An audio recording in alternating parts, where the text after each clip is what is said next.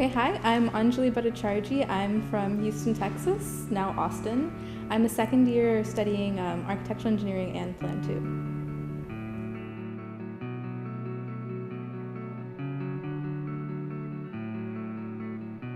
2. Okay, so this is kind of a long and multifaceted answer, but when I was little, so both my parents are physicians, so medical doctors, and some of the words that I grew up hearing around the house were these omas, that's what I thought of them as. So melanoma, carcinoma, sarcoma, hemangioma.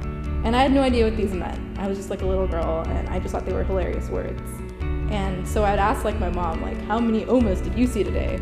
And she would just laugh it off. But when I got to high school, I realized that my dad, who has to write his notes for every patient every night, was a terrible typist.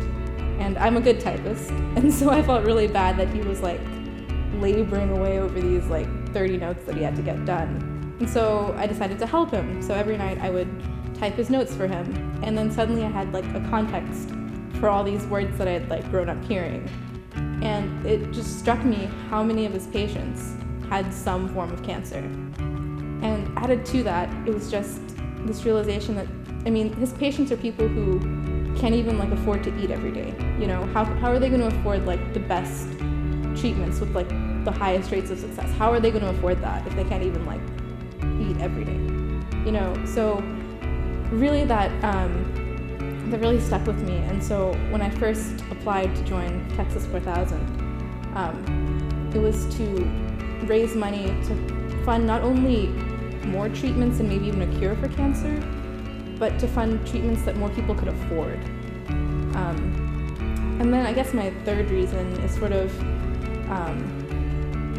more less quantification. It's to inspire people. And this is really sort of the one that's hit me the most hard in the past few months. So a lot of people really close to me have suffered from clinical depression, which isn't cancer, but it's a terrible, terrible disease. My mom had it twice, most recently when I was in high school, and she's fully recovered now, thank God. But my best friend, one of my just absolute closest friends, still has depression. And then over the summer, I did a study abroad program where my host mom's daughter had clinical depression as well.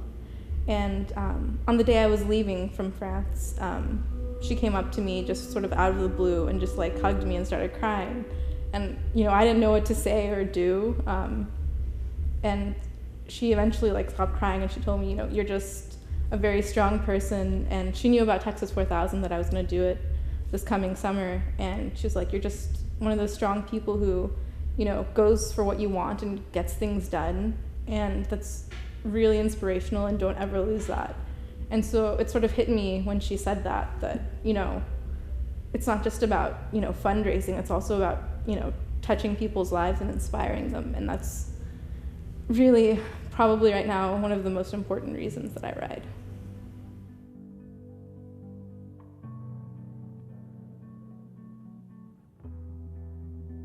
Oh God, there's so many things I'm excited for, but probably most of all just the human connection, not only with the team, because I don't think you're gonna be more closely bonded with anybody than with a group of people you do something crazy like this with, but also just the people we meet. And so many people have just opened up to me because they saw me wearing this jersey, or because I was wearing a wristband, or because I said I was riding to Alaska to fight cancer, but when we're actually doing it, I just imagine it's gonna be so much more intense, and it's just gonna have so much meaning for everybody involved. And so I'm just really excited for that.